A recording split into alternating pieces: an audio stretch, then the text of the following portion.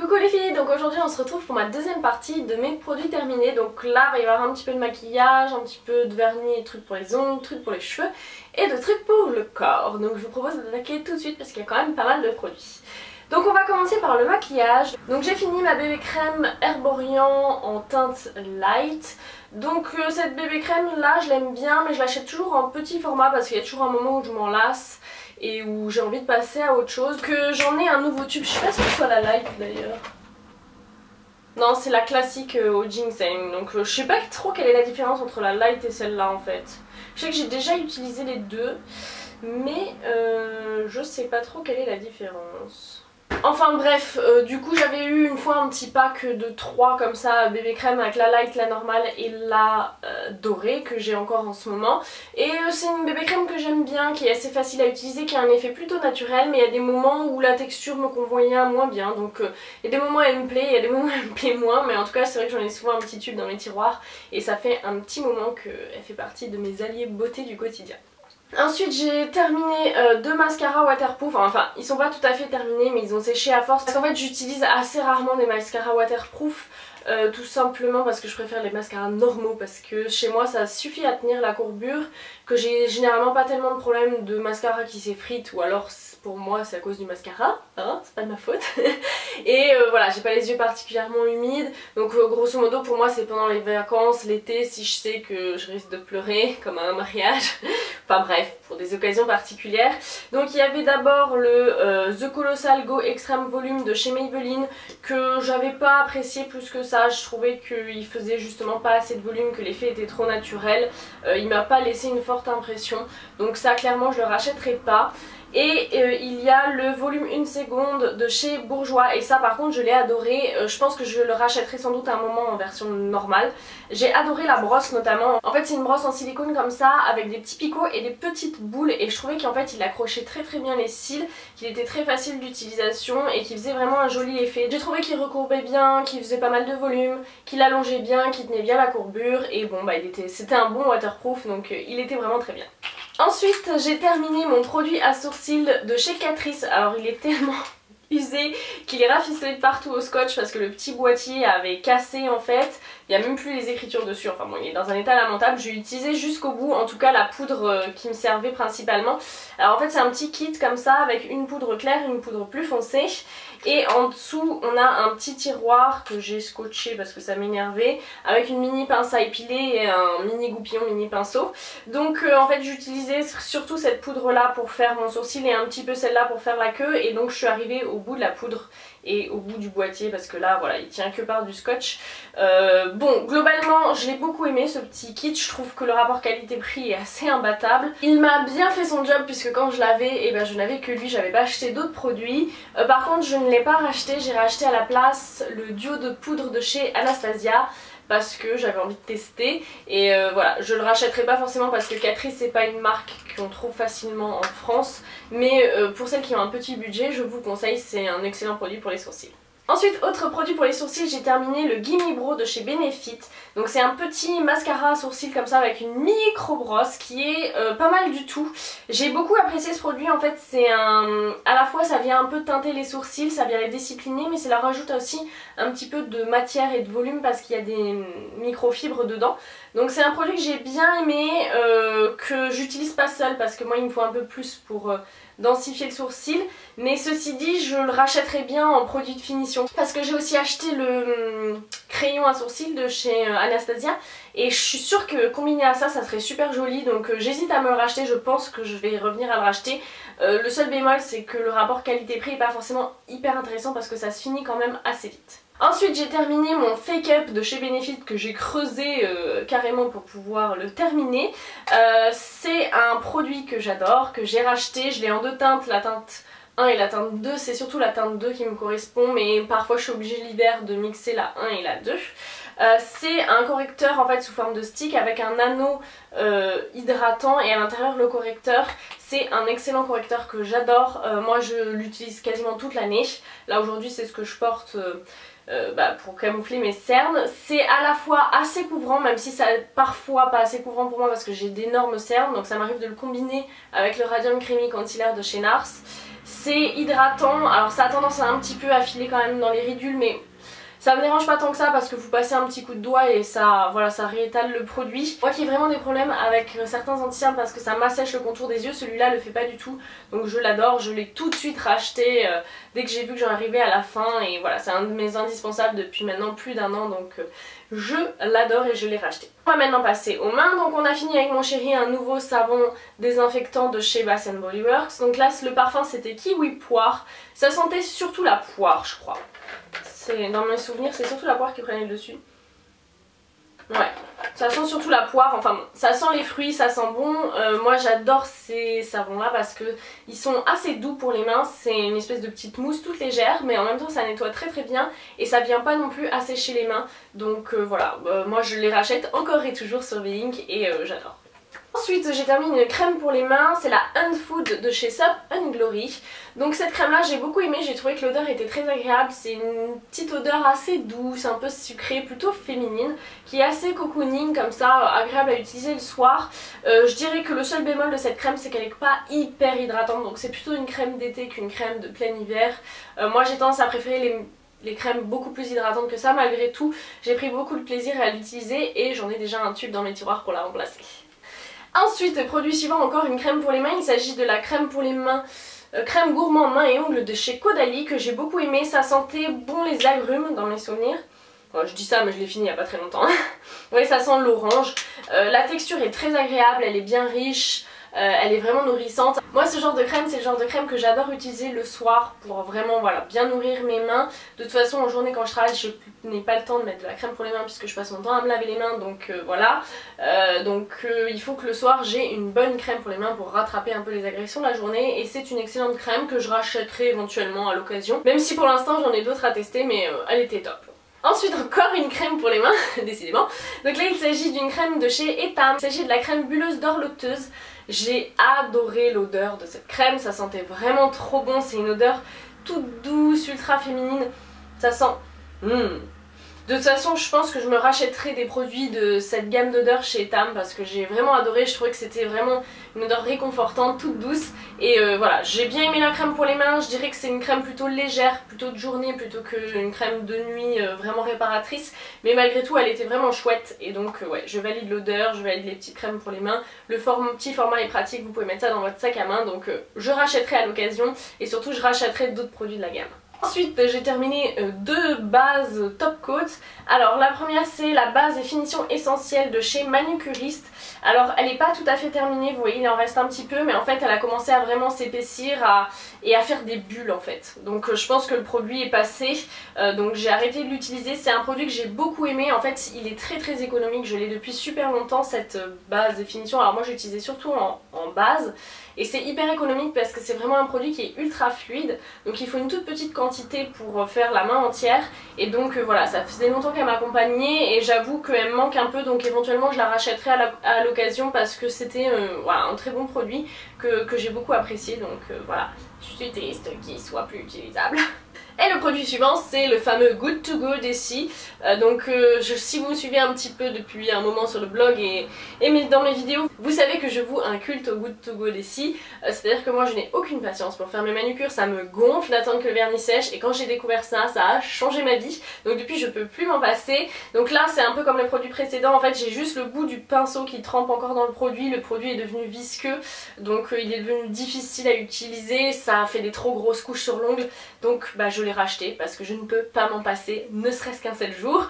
Genre j'ai essayé de faire 2 manucures sans, j'ai pété un câble, donc voilà, je l'ai déjà racheté et je peux pas me passer de ce produit, je l'adore. Même s'il vaut cher, même si on peut pas le terminer jusqu'au bout, tant pis, je l'ai racheté. On va ensuite passer aux cheveux, donc j'ai terminé un shampoing sec de chez Baptiste, c'est la senteur originale, c'est je crois peut-être ma senteur préférée avec la Brit. Donc rien à dire sur les shampoings secs Baptiste, ils sont efficaces, ils sont faciles à éliminer au niveau des peaux blancs, voilà, facile d'utilisation, ça sent bon, c'est pratique, j'en ai toujours un dans mes tiroirs donc je l'ai déjà racheté. Même si en ce moment je privilégie le shampoing sec de chez Lush, c'est la poudre de perlimpinpin qui est un petit flacon comme ça de poudre qui est donc extrêmement économique et aussi extrêmement efficace. Donc malgré tout j'en ai déjà un dans mon tiroir de produits de rechange. Ensuite j'ai terminé un petit duo de shampoings de chez Philip Kingsley. Alors c'est pas vraiment des full size, c'était plutôt des formats d'essai que j'avais acheté sur Birchbox. Donc il y avait le shampoing volume et le conditionneur hydratant. Alors des deux produits, je pourrais racheter le shampoing que j'ai beaucoup aimé parce que il était très... Il faisait des cheveux vraiment légers, donc du coup ça favorisait le volume. Moi c'est vrai que j'ai toujours un peu des problèmes de volume. Bon, j'ai la longueur aussi, alors c'est difficile quand vous avez voilà, cette tonne de cheveux qui vous suit d'avoir du volume aux racines, mais bon, il y a quand même des produits qui aident plus ou moins, et j'avais beaucoup aimé ce produit là. Je trouvais qu'il moussait bien, qu'il était agréable à utiliser et qu'il faisait des jolis cheveux, donc ça je pourrais le racheter, mais en fait j'ai pas réussi à le racheter parce qu'il est plus disponible sur Birchbox. Donc c'est vrai que régulièrement je fais un tour, mais pour le moment je l'ai pas acheté, mais je pourrais.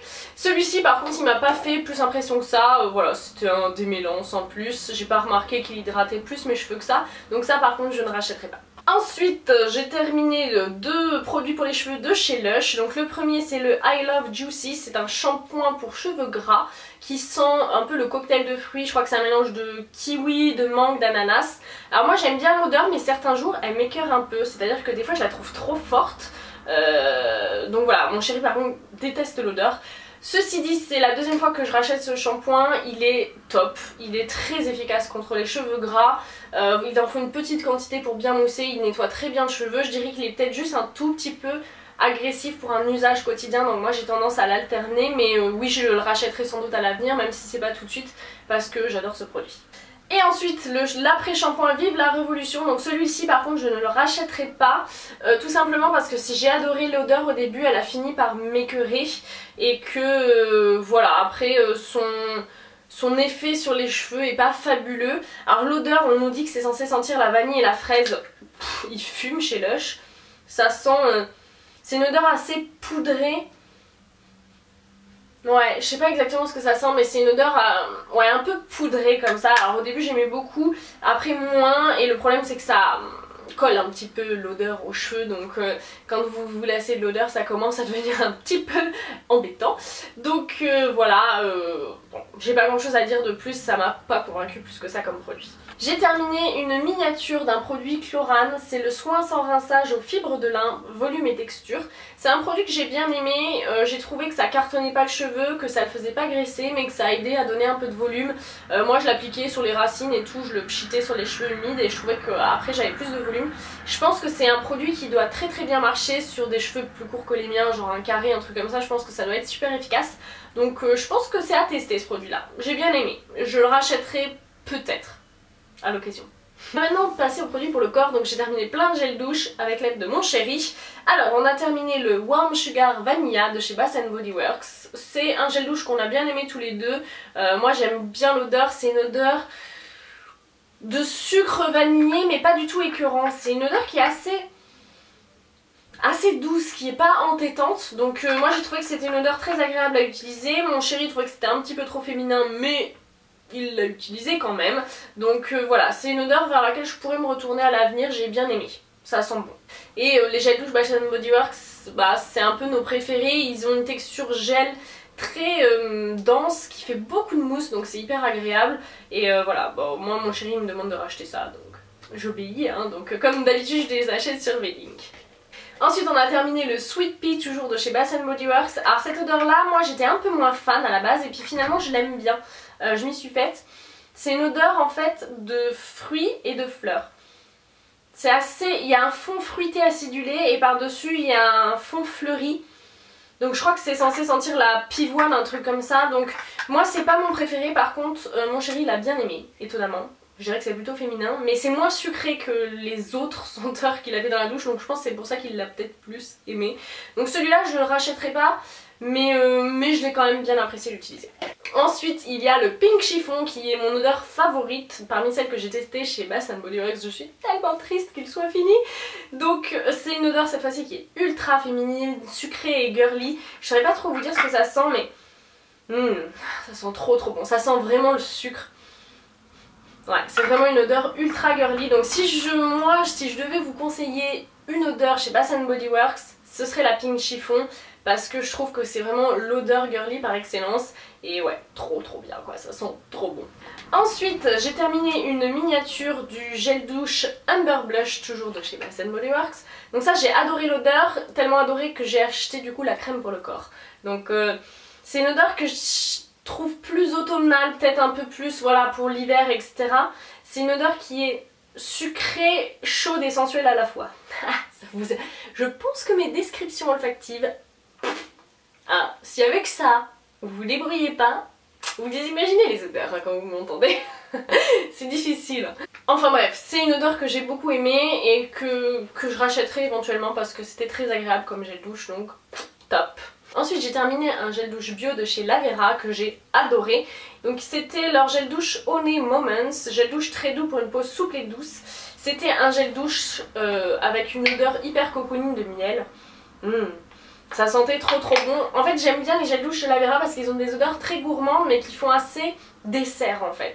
Et là on avait vraiment l'impression de se laver avec un mélange de lait d'amande et de miel, ça sentait trop bon. Par contre je trouve que les gels douche Lavera se terminent vite, en tout cas moi je les torche à une vitesse pas possible. Donc c'est un gel douche que je pourrais racheter parce que je l'ai beaucoup aimé. Et ouais, je vous conseille les gels douche Lavera, ils sont top. J'ai terminé 2 gels douche de chez Lush. Alors le premier je l'ai pas tellement aimé, il s'agit du So White. Je crois que c'était une édition limitée de cet hiver. C'était censé sentir la pomme je crois. Ouais, c'est censé sentir la pomme juteuse. Alors ça sent la pomme, mais derrière il y a une odeur qui me dérange, un peu d'encens ou quelque chose. Ce qui fait que, franchement, j'ai pas apprécié plus que ça ce gel douche. Voilà, ça m'a pas convaincu plus que ça. Alors que celui-ci, je l'adore. Il s'agit de la Snow Fairy, donc c'est Fée des Neiges. C'est pareil, c'est une édition limitée de... Désolée, mon nez fait encore des siennes. C'est une édition limitée de Noël et je pense que ce Noël là on le rachètera en grand parce qu'en fait mon chéri il aime bien aussi. Étonnamment, hein. Plus girly tu meurs, c'est un truc qui sent la barbe à papa, mais lui il aime bien. Donc je pense que je le rachèterai en plus gros format cette année parce que à chaque fois je prends le petit format et puis je l'économise pendant des mois parce que j'adore l'odeur. Donc je pense que la fois prochaine je prendrai une plus grosse bouteille, mais ouais, j'adore et je rachèterai. Ensuite j'ai terminé un gommage pour le corps de chez Bath & Body Works. Donc c'est leur Golden Sugar Scrub en senteur Twilight Wood. C'est une odeur que j'ai bien aimée, ça sentait... C'est une odeur assez sensuelle, très chaude, assez... pas masculine mais moins féminine que le reste. Par contre, je n'ai pas été convaincue plus que ça par le gommage en lui-même. C'est un gommage au sucre. La texture est très épaisse, du coup je trouve que ça se prête pas très bien au format tube comme ceci. Je trouve qu'un format pot serait plus pratique avec ce genre de texture. Après ça gommait bien, ça laissait la peau douce parce qu'il y a un mélange d'huile avec, donc vous avez la peau qui est hydratée derrière, donc il était bien. Mais je l'aime moins par exemple que mes gommages Soap & Glory, donc je rachèterai plutôt les gommages Soap & Glory que celui-ci. Ensuite je n'ai pas terminé de brume pour le corps de chez Soap & Glory, je suis triste. C'est-à-dire que ces 2 brumes pour le corps que j'avais eu dans un coffret, dont j'adore l'odeur, et la dernière fois que j'ai voulu m'en servir, ça sentait la mort. L'odeur a tourné, donc je suis super triste. Il y a la Girlico qui est ma préférée, c'est une odeur ultra fraîche, plutôt fruitée, très, voilà, très féminine, hyper facile à porter. C'est vraiment, j'adorais me parfumer avec ça. Bon, j'en ai descendu à peu près un tiers. Et il y a la Miss You Madly qui a le même odeur que le gommage Scrub Them and Leave Them. C'est une odeur qui est plus ambiguë. Moi je trouve que c'est un peu un mélange de féminin masculin et c'est une odeur que j'aime beaucoup également, ça sent le propre. Et par contre voilà, elle a tourné aussi, donc est-ce que je les rachèterai? Alors si je suis raisonnable, non, dans le sens où j'ai genre 15 brumes pour le corps et qu'il faudrait que je les finisse, ça leur éviterait de tourner. Par contre si j'écoute mon cœur, oui, parce que j'adore ces odeurs et que elles me manquent. Ensuite j'ai terminé un déodorant, donc il s'agit du l'antitranspirant Martha Protection 5 peau et vêtements, efficacité intégralité 48 heures. C'est mon déo préféré. J'ai beaucoup de mal à trouver des déodorants qui sont efficaces sur moi. Celui-ci il est très bien. Par contre je ne l'utilise pas au quotidien parce qu'au quotidien j'utilise un déodorant naturel, le Sopoila, qui est un mélange d'huile essentielle, qui est très efficace sur moi mais pas l'été. Donc quand c'est l'été, j'utilise ça. Quand j'ai une grosse journée où je sais que je risque un peu de transpirer, que je veux pas sentir la transpiration, j'utilise ça. Et le reste du temps j'utilise le soap Walla. Parce que je me dis si je peux éviter un cancer du sein dû à l'aluminium des déodorants, c'est mieux, hein. Moi je suis un peu une flippette à ce niveau là, donc j'essaie d'être raisonnable, mais mon déo favori c'est ça. En plus j'adore l'odeur, c'est une odeur, ça sent un peu comme les parfums Abercrombie pour femmes, c'est une odeur qui sent, ça sent le propre, le frais et tout. Moi genre je pourrais me parfumer au déodorant quoi, tellement j'adore l'odeur, donc je l'ai déjà racheté et je l'ai conseillé à ma maman et à ma petite soeur. Et enfin pour terminer, j'ai terminé une boîte de Phyto Bronze. Donc ce sont des capsules solaires pour préparer la peau au bronzage et potentialiser le bronzage, c'est-à-dire que votre peau va mieux réagir au soleil, vous avez moins de chances de faire une allergie au soleil, une réaction avec des petits boutons etc, moins de chances de prendre des coups de soleil et vous allez bronzer mieux et plus vite. Donc ça marche bien, ces gélules solaires je les avais utilisées pour les dernières vacances au soleil que j'avais fait et je les ai terminées là histoire de pas les perdre. Donc ça marche bien, moi je vous conseille si vous avez prévu de vraiment vous exposer au soleil de faire une petite cure avant, c'est toujours bien pour votre peau. Donc voilà. Donc voilà les filles qui clôt ma ronde de mes produits terminés de ces derniers temps. J'espère que ça vous aura été utile, que vous avez fait des découvertes, que vous aurez eu envie ou pas de tester certains produits. Sur ce, je vous fais de gros bisous et je vous dis à très bientôt dans une prochaine vidéo. Ciao!